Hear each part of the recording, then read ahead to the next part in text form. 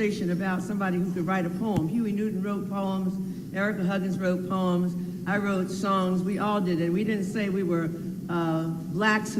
artists who happened to be black, and we didn't say we were blacks who happened to be artists. We said we were revolutionaries who used art as a force to encourage, inspire, advocate for, and so forth. So I would like, that was the tone we in the Black Panther Party set for ourselves. So I did 2 albums of songs that went to that, but we had a newspaper that was published, and that's part of that.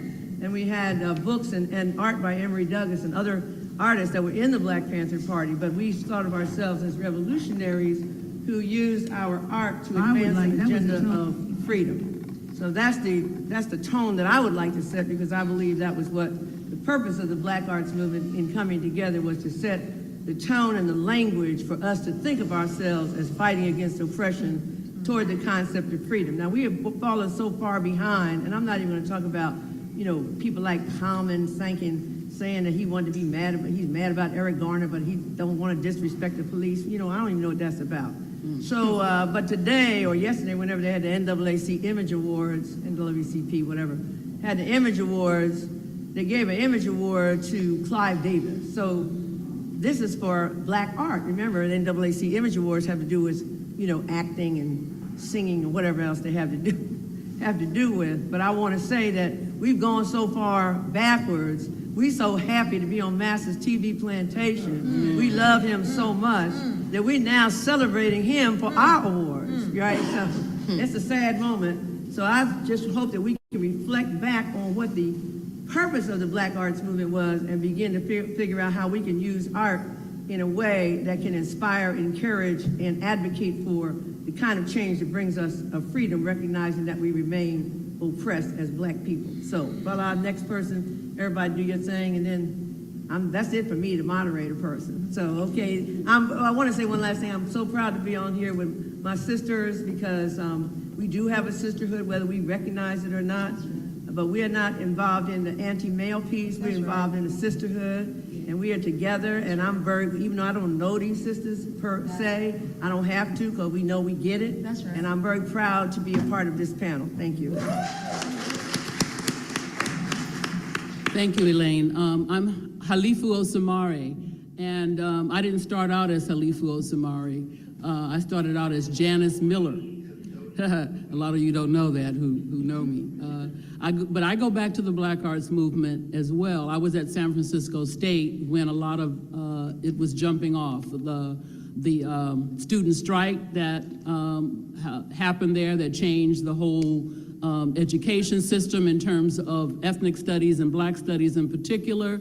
I was there when Amiri Baraka and Sonia Sanchez and others came to the Bay Area to kind of share with us what they were doing on the East Coast. And for a very, very short time, an institution in San Francisco was established called the Black House. And the Black House had revolutionary theater. Ed Bullins, Jimmy Garrett, and others were doing their new-found drama, talking about the change of consciousness that was happening in the black community. There were musicians coming there to play at the Black House in the new free jazz style that the Chicago Art Ensemble was in the forefront of. And I, as a young woman, basically just got out of high school, decided that because I was into dance and a dancer, I was going to add dance to the mix. Revolutionary improvisational dance. That was going to be at the moment, telling it like it is. And, really, that became the beginning of my career. And I performed at the Black House along with people that were playing music. And it was a real exciting time, because it was the first time that we were really kind of taking our art into our own hands and defining it for ourselves. And definitely what Elaine said about that time set up a kind of model that we are still dealing with today, that we're riffing on in the decades to come after the late 60s and early 70s.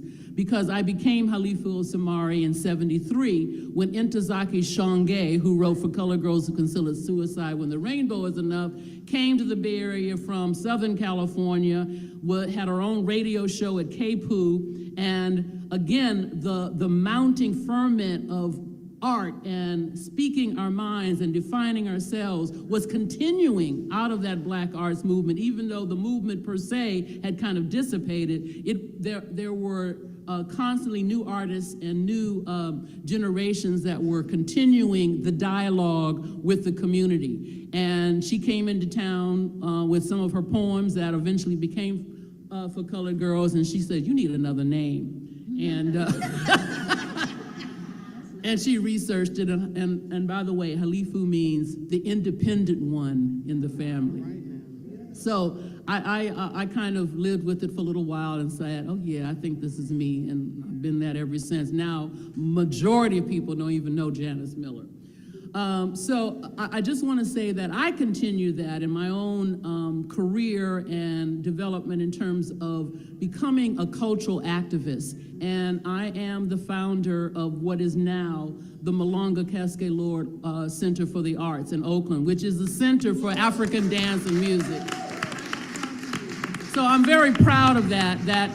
I went to Ghana, which is another part of my own personal self empowerment and development. And when I came back, I said, we got to do our own thing. Oakland has too many Black people in here who need to know their culture. And we love to dance and play music, just like you were saying. But we need to control the mechanisms that we reward ourselves by, and definitely keep those who are the plantation masters out of that system. So I'm just saying that the beat continued after the Black arts movement was set in the late 60s. It continued in many institutions that are going on right today in new forms. And the Malonga Center that I helped facilitate and start is one of those mechanisms that are right here in Oakland.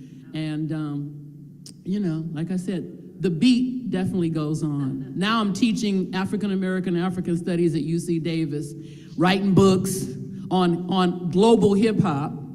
So, the beat never stops.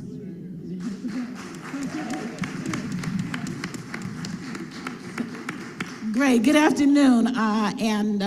Really I'm happy to be here with my sisters and with all of you, and a real deep thank you to Marvin X for persevering for so long here in this environment called Oakland, which has many, many good things to it. So my name is Judy Juanita, and my birth name is Judy Hart, if you will. And I was born in Berkeley and grew up in Oakland, in East Oakland, on East Lawn Street. Some of you may know that street. It's kind of a stone's throw from where Felix Mitchell's empire was created. So I grew up in the 69 Village. So I grew up in East Oakland and went to Oakland City College in the 60s. And that's what my book is about. It's about the path of what I call the female foot soldier in the movement. So I was a student at Oakland City College, where I first encountered Huey and Bobby, and would just listen to them on the lawn, listen to them and listen to all of the radicals who would be on the lawn. I wasn't listening to be indoctrinated. I was listening because it was interesting and it was hot, and it was better than being in class. But I was really determined to get out of Oakland City College and transfer to San Francisco State.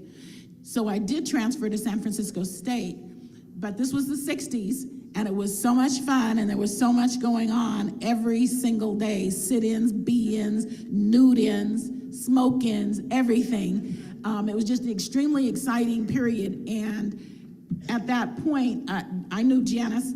I always have to remind her, I know you as Janice. And she said, when were we Janice and Judy? But that was back at San Francisco State. And we were part of this movement that changed the Negro Student Association. Right. was a part of that in the beginning, the Negro Student Association. to the Black Student Unions. All this is in this book. And then my roommates and I did something very radical. Huey and Bobby came to San Francisco State recruiting for the Black Panther Party in the spring of '66, just like IBM and Clorox. They came to a room like this. They had sign-up sheets in the back. They did their spiel.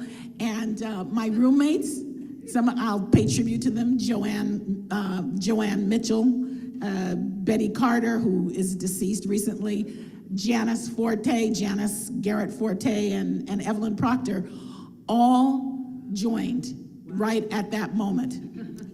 I, however, had these civil service parents who said, you know, never sell your soul, never sell your body, and, you know, never sell out your country, this kind of thing. So I hesitated for a minute, but that was the 60s, that was the summer of '66. The urban riots were in full flame, and by August, I was a member also. So we were the first 5 people and students to join the party from San Francisco State College. And yeah, it was so many things developed from there. We also, most of us came back to the college as, in effect, members of the party on campus. Some of us had gotten married to Bernard Stringer, and I married a man named Clarence Thomas, Buzz Thomas, not the. Thank you for clarification. No, not that one. The real Clarence Thomas. Okay, and all of us then used all what we had learned as members of the Black Panther Party to start the San Francisco State strike, which was the longest strike in student history, in academic history. It established the Black Studies program, which then expanded into ethnic studies. And so open enrollment and Black Studies started from San Francisco State. And then it spread like wildfire again, okay? So I think that's kind of enough history. Hi, I'm Portia Anderson. I'm Portia Anderson. I was born in the early '60s, so I didn't get a chance to witness firsthand what these wonderful sisters were talking about. But of course, I was totally politicized. What'd you say? I said, what you trying to say, we old? No, I'm saying queens. I know. But I was totally politicized by what had occurred during the '60s, of course, the early '70s. I was thinking about yesterday evening about what helped to politicize me. Of course, the Black Panther Party, the Black Arts Movement, Nikki Giovanni, Gil Scott-Heron, just so many different writers and people, and the Nation of Islam, listened to a lot of that, read a lot of that. So there was so much that informed my writing throughout the years, in short stories in high school and newspapers. But in 1969, there was a babysitter, and I'm from Seattle, my parents came up from the South, and she could not watch us for one particular time, and her brother did. Well, her brother was really cool. He was wearing this black tam, and really cool brother, and he was dipping out ice cream, and we were just, I know I was in awe of him. Well, well, he was a member of the Panther Party, and he was killed. He was assassinated in front of his mother and his sister, and I remember her being so traumatized by it, so traumatized. So I looked it up, and his name, we called him Butchie Armstead. Forgot his first name, but they took that brother out. And from then on, I think that was the blossoming and the beginning of my questioning what was going on with our people. I always did, because where I grew up in Seattle, they would call you and they right away go back to Africa.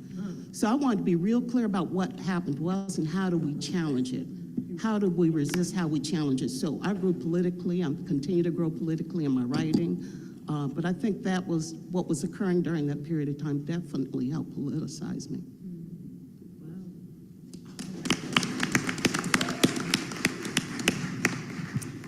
Tab. 谢拉菲尼谢的但你也都会有 I am Favia Kuchichagalia. My dad named me Favia. People used to ask me what my name was before that, and I used to say, it's always been Favia. I didn't know people changed their names. But when I did find out, and Marcus Garvey said that we should have African names, I changed my last name, because my last name was the last name of one of our enslavers. Got rich off of that, and I refused to even say the name out loud. But I looked at the principles of Kwanzaa, and I thought the most important one to me was self-determination, because you can't even get out of bed with self-determination. Right. You can't practice none of that unless you got self-determination. So my name is Favia Kuchichagalia. We know that anytime you hear that PH with the F sound, that's Greek. I'm not Greek, so call me by my African name, Kuchichagalia, please. I grew up in the 50s in Hunters Point, child of San Francisco with the riots, and I was always inspired by everything that was black, because I did a lot of reading. My mom was an educator. And in doing so, I learned about a lot of things that I wanted to participate in. Although my mom wanted me to be a Catholic nun, I wanted to be a Black Panther. Okay. Can you see the difference in that? So you know how that household was looking. So I decided that I needed to do something to change the world. When one of my heroes was Thurgood Marshall, I decided I was going to be the first Supreme Court justice, a black woman. And I was in college at age 16 because I knew I had a long way to go. But when I found out that the law has nothing to do with justice, I got rid of that. And I found that there was more power in the arts, in the spoken word, music, poetry, and dance. Some of the most powerful moments in my life and the lives of a lot of our youngsters is the moments that they feel and experience when dealing with the arts. So I know that we are at war. And because we are at war, my bullets, my weapon are my words, because words are the most powerful weapons on the planet. That's why we have been denied our language. And that's why we have been given a language of racism and white supremacy that we must constantly deal with and face. So in the process, although I taught at Stanford University, ethnomusicology, African civilizations, one of the things that I'm most proud about is teaching in the Department of Corrections, 20 years, San Quentin Prison, Folsom, Soledad, Pelican Bay, you name it, I was there teaching. And it is of that I am most proud, because it is there where I did some of my most revolutionary work. Because, as you know, after enslavement capitalism, after the 13th Amendment, not the Emancipation Proclamation, after the 13th Amendment ended enslavement, the prisons became the next slave yard plantation. It's no accident that the majority of people who are incarcerated are African American, and for the most part, a lot of us, as Harriet Tubman said, we don't even know we're slaves. So many of us cannot be freed because we don't know we're addicted to white supremacy. That's right. So I focus on white supremacy, because the minute we are free of white supremacy, we can return to building pyramids as we used to, and we can return to our great African culture. So I am so honored to be here with these great women, with these sisters, and I never forget Sister Khalifa. I'm almost in tears. And we were up and down San Francisco State University. I was there, and she was coming down the staircase. We all had to go up and down that staircase, and I was coming up, and she said, "Sister, you got to get your PhD." And I never forget those words. And I told my children, as my children grew up, I said, you can't stop going to school until you have at least one PhD. So one of my daughters is working on her PhD now, and you'll see her in the panel a little later. The other one's working on her master's, and I'm still working on mine. Ironically, when people recognize your skills and your talents, Stanford University called me and said, you are the only one with this information, would you please come teach here? And that's how I got there. So basically, I noticed that because we are so steeped in white supremacy, usually we do not acknowledge each other until our enemy acknowledges us. Because we are sick. We are addicted to white supremacy. We are really a dysfunctional family, and we have got to heal our dysfunction. And as soon as we realize we are sick with white supremacy, we can make that healing occur at an exponential rate. And through the arts, spoken word, poetry, music, and dance, that is how we will heal ourselves. It is a healing force that cannot be stopped. That's why they have taken over our industry. And that's why we must continue. I remember people used to always tell me, Sister Kuchichagalia, it's not the 60s anymore. Your stuff is too angry. If you're not angry, you're confused. Everyone should be angry, and we should be using that anger sure to heal our people. So I currently write for the San Francisco Examiner online, and they do something really slick. The minute that my article is posted, they post it immediately to Facebook. People acknowledge on Facebook, so it is not acknowledged by the Examiner. So when you read those articles, you must post your comment on the Examiner page, or it doesn't count. They do that on purpose to make sure that we are not validated, so we have got to start validating each other. So thank you all so much for being here today. Thank you, my sisters, for being who you are, making me who I am, because I stand on the shoulders of my ancestors. Thank you. Hi, everybody. I'm Aris Marie Ella Jordan, and I'm honored to be on this panel of historic women writers that have made history, are making history.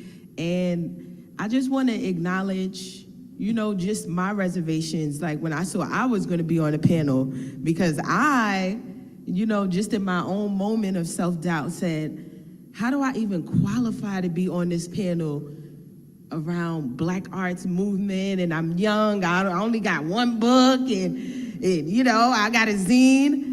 But then I had to reassure myself, and my mentor always talks about passing the baton. Like, what does that mean, to pass the baton? And that's me sitting here and, being willing to share my story and know that I do qualify, even though I may not have been born in the 60s and, or the 50s, or...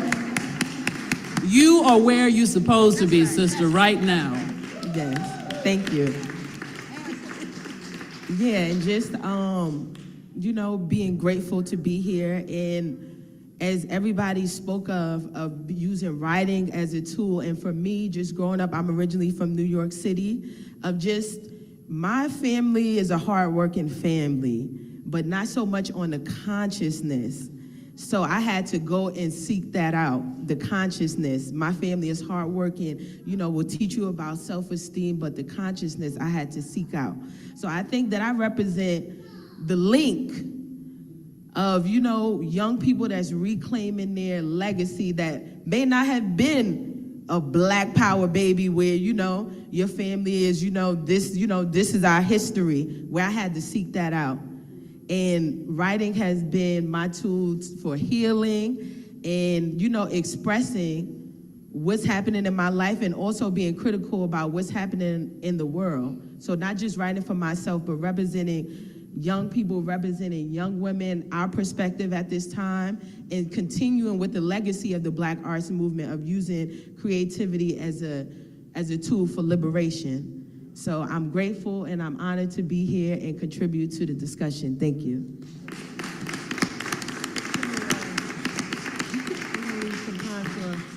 I have this arbitrary duty, as I mentioned, but I think, we talked about, art as a tool, but one of the things we always used to say, and this has nothing to do with back in the day, I just happened to be born. I was a cocktail waitress no more than 2 years before I joined the Black Panther Party. Everybody didn't come out their mother's womb Black, and anybody tells you that you did is lying, because we living on a plantation, and we still living there, and all of us tried to be white and still are trying to get a job in the white man. We don't own nothing or control nothing, so you ain't got nothing to say, because if we weren't still oppressed, then we wouldn't even need you to say anything, and we would just be up here being elder people with our little histories and our little vignettes and all that stuff. But this stuff is active and it's real and it's now, so that ain't got nothing to do with, there is no generational gap, because we are continuously oppressed. I want to pick up on this theme of self-determination, because that you spoke about, Ms. Favia. Yeah, well, I know about Kuchikalia, but I also know that we used to say words are beautiful, but actions are supreme. So what I want to talk about is, if we're talking about self-determination, we don't produce our own stuff. We see these Negroes on TV, and we see all this other stuff. All of you are writers, so I would hope that each of you would just say one thing about what you've written, because of time constraints, because we didn't talk about your writing. I've written 2 books, the last one called The Condemnation. One is about me, because when you're young, you have to still identify, blah, blah, blah. And the second one, though, is about a young brother who's been in prison now for 18 years, was incarcerated as an adult at 13, called The Condemnation. So we need to write stuff and use this art for the purpose. And I would like for you guys to talk a little bit about your books, your writing, and to inspire other people to maybe start asking questions, because a lot of times, a lot of young people say, well, as this young sister said, well, she wasn't there, but we were just there because we were there. We just happened to be born. It wasn't no special, like I didn't grow up, oh, Malcolm X, you know, no. I was running around, you know, I told you I was a cocktail waitress 2 years before I joined the Black Panther Party. You had to get conscious, and part of getting conscious is to hear people, right? So I was influenced by a brother named, in terms of the artistry, I thought I was going to be the Black Emily Dickinson. That's how pathetic my life was. See, you have to acknowledge stuff so you can acknowledge your growth, right? Keep it real. You keep it real. Don't sit up here acting like you was always Hootie Boo, right? So you're part of the effort that it's an ongoing effort. Just like, you know, we're here as sisters. Ida B. Wells Barnett. I mean, how can we say we stand on her show? Well, we do. We have to keep the fight going. That's your job because it's your time, right? Just remember, you holding down the big piece right now. We've gone on the other side. So I just want us to, each of you, to talk something about our work and how, you know, what the meaning of these words and things that you've done. I've written songs, you know, and I hope that I wrote songs. One theme was we have to get guns and be men. I like to write songs like that. So anyway, I've written songs, I've sung songs, I've used art in every single way that I can, and I think that that's important for you to recognize, but also to, when this sister tells you, well, she's a book writer and she's a professor, but she also was in the 1968 San Francisco strike, which was George Murray, as you guys know. He was a good friend of mine. And he was then the Minister of Education of the Black Panther Party, and that was the biggest student strike. Now students worrying about, are they going to get their student money, scared to sit in, scared to do anything. All they got is wear a T-shirt, I am Trayvon, Black Lives Matter, but ain't making no movement, you understand? So, it's on you, sis. It's on you more than any of us in this panel. We look to you. And so you're not only a part of it, that's not even an issue. It's just a non-issue. So I'll ask all of you, I've written A Taste of Power, I've written a book called Condemnation of Little B, and I've written 2 albums of songs. One of them called Seize the Time that has a big AK-47 on the cover with the hands of a sister that has nail polish on. So that's, we have to use art, and anytime you have your art, but it can't be used just for you and your friends to get applause and all that little whatever. We need self-determination because we need to control every single piece. So lastly, you know, we talk about what the white man does. We already know what he does. I am absolutely convinced. I get it. It's his house. It's his world. He ain't getting up in the morning worrying about us, okay? We getting up in the morning worrying how we going to live in his world. But we're not worried about how we going to develop our own world, and that is the sense of self-determination. And how can we begin to control the messages that and broadly distribute our messages, given that we're living in a time when NAACP will give an award to Clive Davis as an Image Award because he discovered Whitney Houston. So everybody tell about your work and what you're doing. Well, I mentioned that I started off as a dancer choreographer, and I always saw dance as text.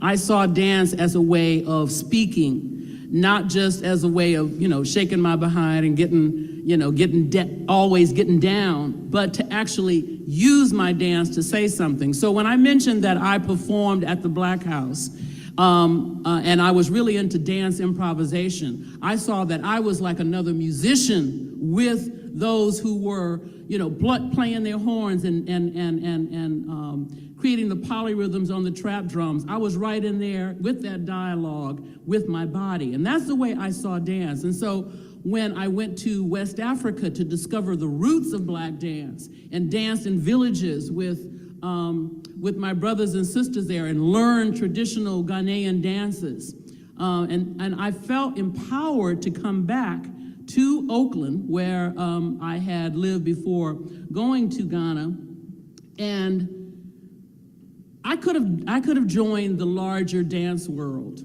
and did my thing within that, but I said, no, I need to start my own institution. I need to start a cultural center that speaks to me and speaks to my people that the whole community can utilize. Therefore, I started Everybody's Creative Arts Center in 1978 after coming back from Ghana, living over there for a year. And then that grew into, by the 80s, City Center Dance Theater that was on the second floor of the current Malanga Cascade Center for the Arts, where all the African brothers and sisters from the continent, the Caribbean brothers and the South American, Brazilian brothers and sisters started hearing about and coming here. That is why you have so many African diasporans and Africans teaching their culture in Oakland, is because we started that center. Yes, I was the catalyst.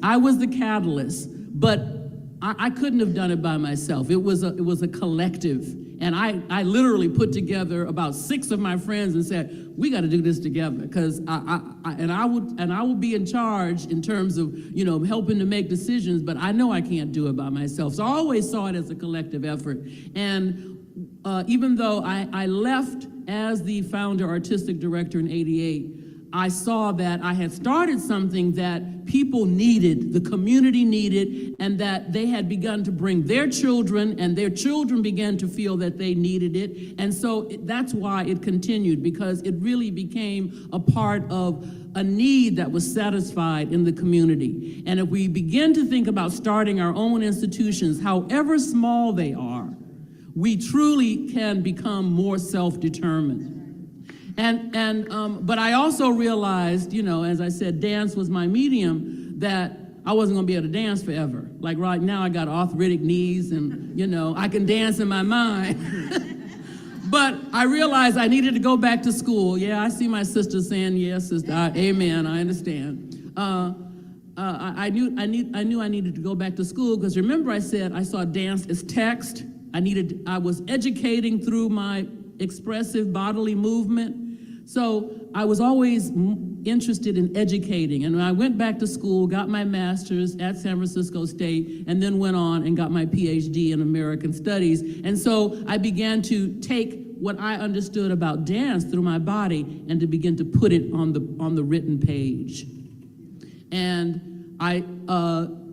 because I was a scholar by that time, and I needed to write academic books that got me tenure, all that kind of good stuff in the plantation systems of our universities, I decided I was going to write about something that was going to be meaningful to my community, not just to the academic scholars. And that's why I started writing about hip hop, because I felt like my generation were creating a generation gap between the hip hop generation and the baby boom generation, and I wanted to bridge that gap. And so my first text is The Africanist Aesthetic in Global Hip Hop, where I researched Hawaii, Russia, Japan, England, and France, and showed how they were using African American hip hop culture. And my second book, published in 2012, was The Hip Life in Ghana, West African indigenization of hip hop, and showed how our brothers and sisters in Africa are being influenced by African American culture. And in fact, what has been going on since the Atlantic slave trade is what I call an arc of mutual inspiration between the continent and us. So that's what I write about.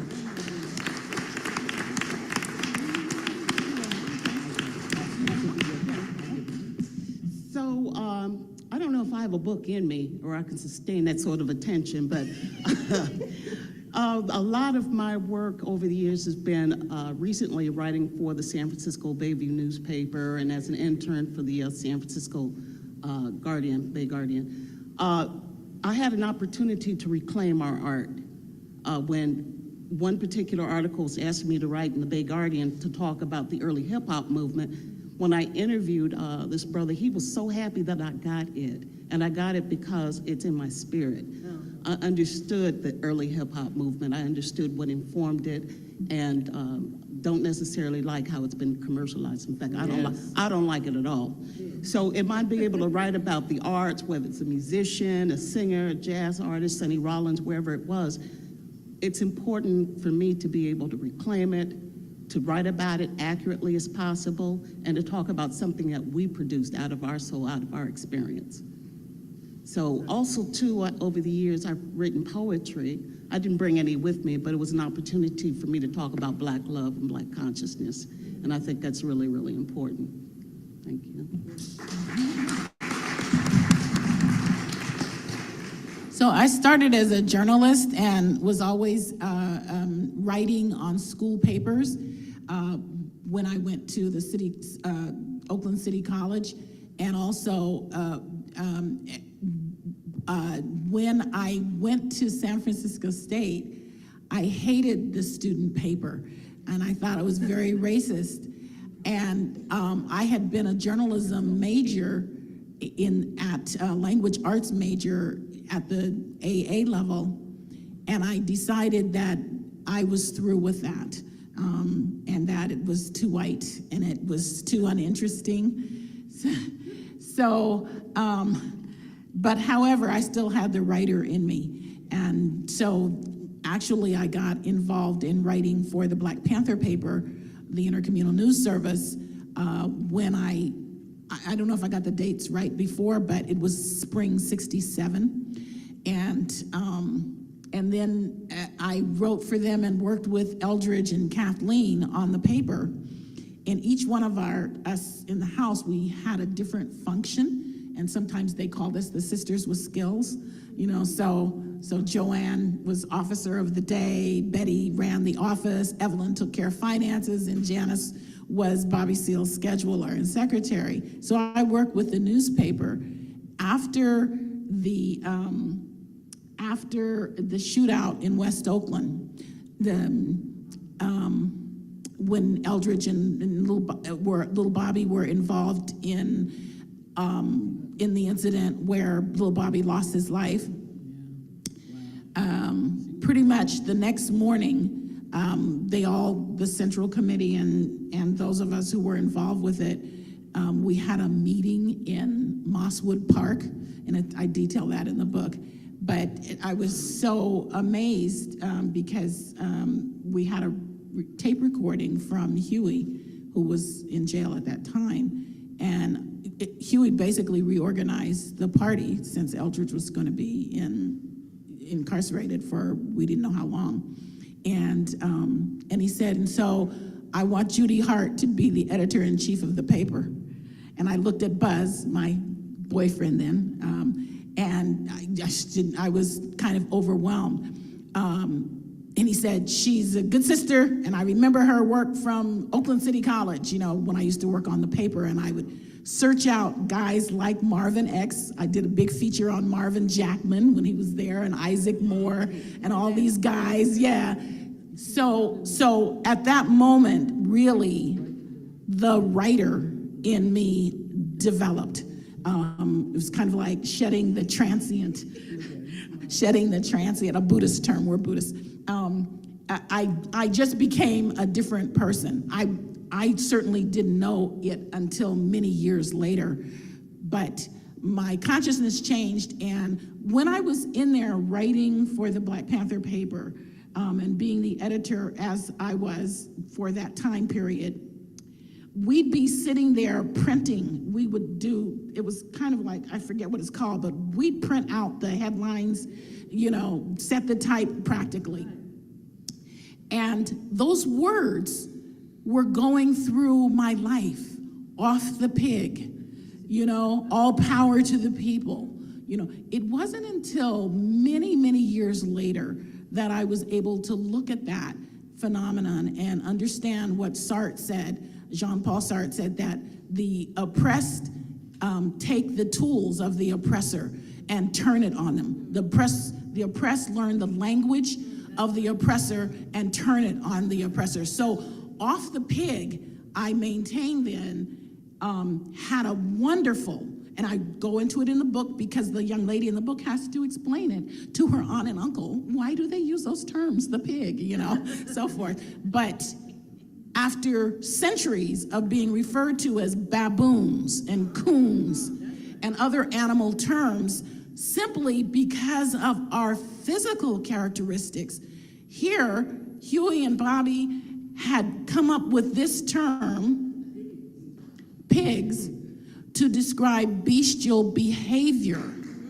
not physical characteristics. So it wasn't to say off the pigs, And now, of course, it's passed into language, rent a pig, this kind of a thing. It's not a racist term. It's a term for behavior. So those lessons were lessons that we learned when we were your age. And it colored everything that we did, so that those of us who went through school at that time, yes, we became writers and teachers and so forth, but we had a different consciousness. That's right. Beautiful.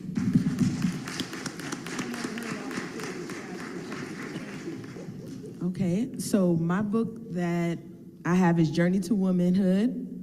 And I like to say womanhood is not a destination, but a journey.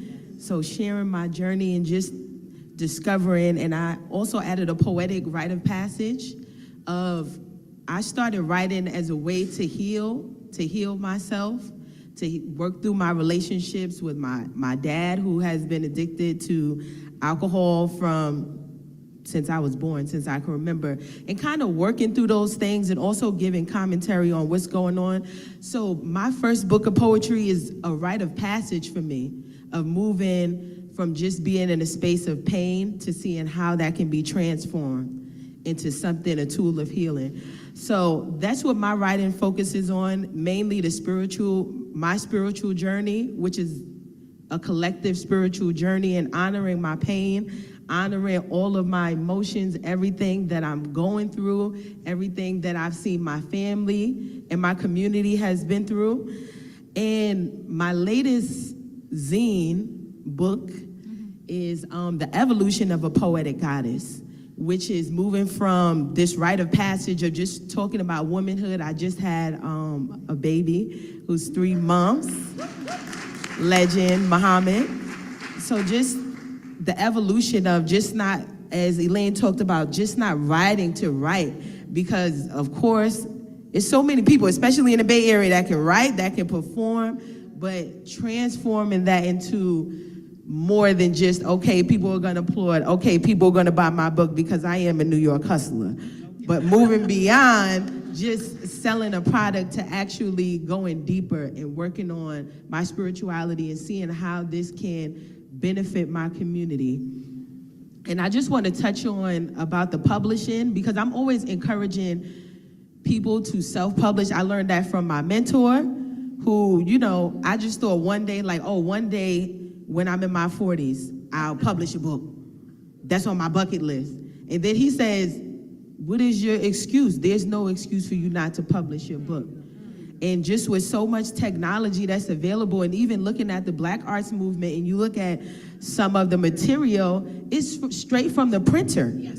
It's not with the glossy cover. I just feel, just to acknowledge, just like the young writers feel like, oh, I gotta have the glossy cover, it gotta be on Amazon. And what I learned from my mentor, Marvin, and just understanding the Black arts movement is getting the material out, getting your narrative out.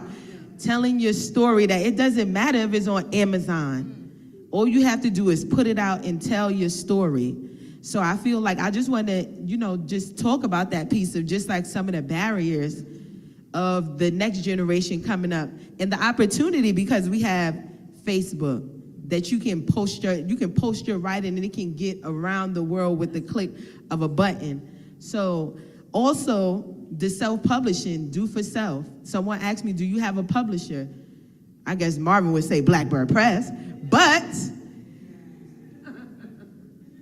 in that, I want to just say, he also showed me the steps to putting your work together, how to format, publishing, how to promote yourself, and doing for self. That all you need is a printer, and we have so many opportunities so much technology that you don't need a publisher. And I feel like, just this generation is kind of like waiting for people to give them something. And I feel like the Black arts movement didn't wait for a publisher to come. They didn't wait for nobody else to acknowledge you. They didn't wait for Facebook to say you got a certain amount of likes. They put the material out and share the counter narrative to what's happening. And I feel like I said, I kind of started off as just something that I do, but I feel like, more of a sense of purpose as to what I do. and what am I writing about? Is my writing going to liberate somebody? Is it going to touch somebody's heart? And I'm like, if I'm doing a poem and it hasn't touched nobody's heart, then I haven't done my job. If it hasn't healed somebody, I haven't done my job. Not just for people to just, that's good, snap, snap, or it goes to the beat with my poetry, and that it has to have a deeper meaning. And that's what that is the gift that the Black Arts Movement has given me, is just do it. Just put it out there. You have to tell your story. And I feel like there's so many opportunities. So especially the young, the old, the writers, you don't have to wait for the glossy cover to get your stuff out there. Because I know Manu Aim, he had his book, and he just had, he walk around, with his material. And he has evolved, but the point is that we have to start, and that we don't have to wait for nobody to co-sign. So that's the evolution of my work. And I said it's a zine, but it's a book, and valuing our work, that it doesn't have to be a 500 pages of worth of nonsense, that you can put 5 pages of the most potent writing together and change somebody's life.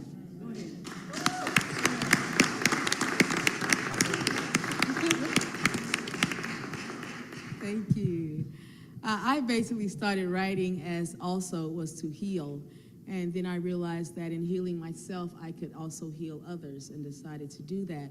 My mom, the consummate educator, allowed me to go only 2 places growing up, the library or to church. And because I hated white supremacy, I didn't go to church. So I went to the library.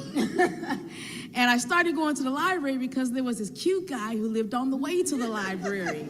And I would get all dressed up and go, and then I would get into the library and sulk. And then I'd sit there a few minutes, and then I'd go home. Well, this wonderful woman, Miss Young's, Bayview, Hunters Point, 3rd Street Library. She said, "Who's forcing you to come here?" How do you know? You know how the attitude kicks in. And she said, "Let me show you something, little girl." And she took me to this room. It was about the size of this auditorium. She said, "Every book in this room is written by or about a Black person." Of course, I was taught in school, Black people didn't do anything. We started in slavery. So of course I said, that's not true. So she went to every book and she pointed to those books. And I looked at every cover. I thought, wow, it's a Black person, another Black person. And I read every book in that library, which is how I ended up in college at 16. But then I continued to learn that there was more I needed to know. So I started working closely with some of our greatest scholars, Dr. John Henry Clark, Ivan Van Sertima, Dr. Yosef Ben, and I traveled with them, and we went to the continent, and we studied, and I read all their books. And at some point I said to the group, how come we can't get one book with the entire chronology of our history in one book? And they all looked at me and in one voice said, "That's your job." So I took that job and I wrote that book.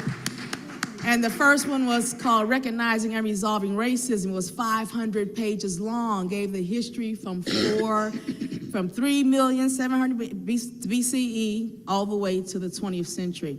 And people complained, "It's too heavy, it's too big."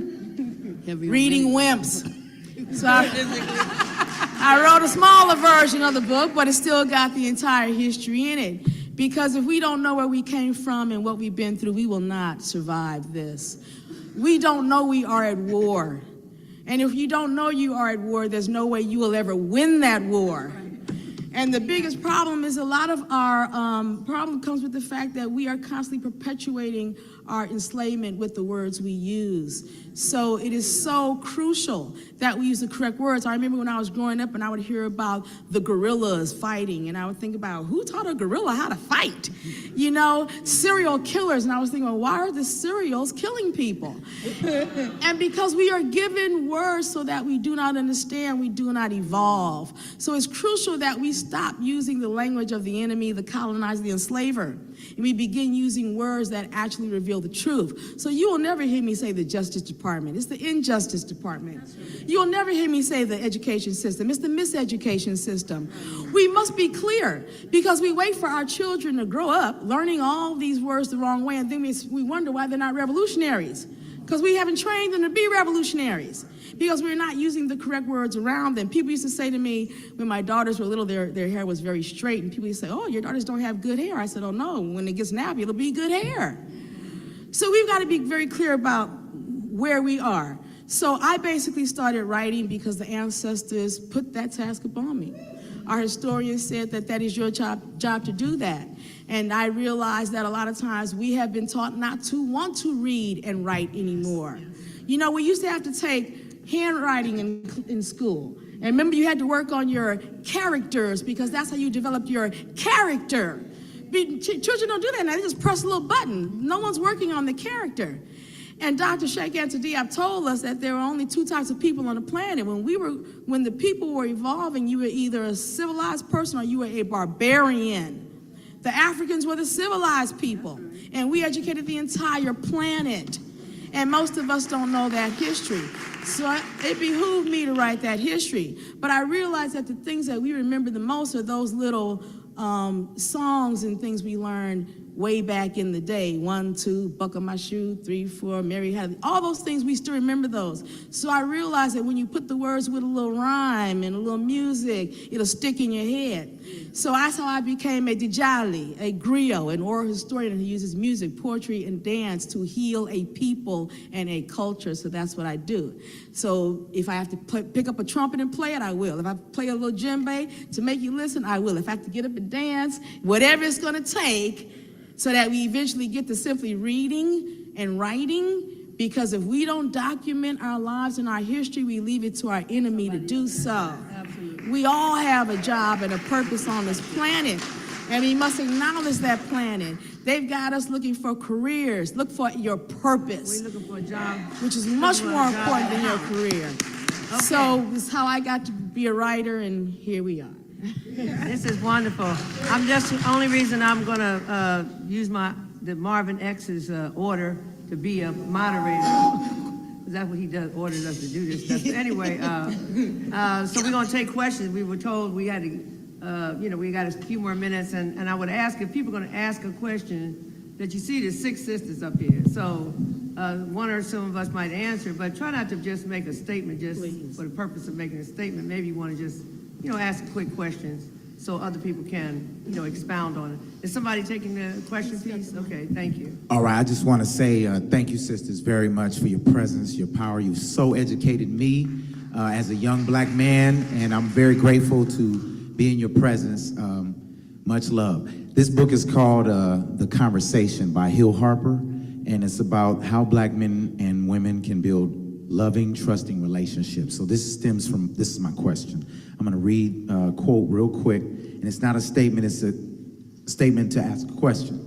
In 1960,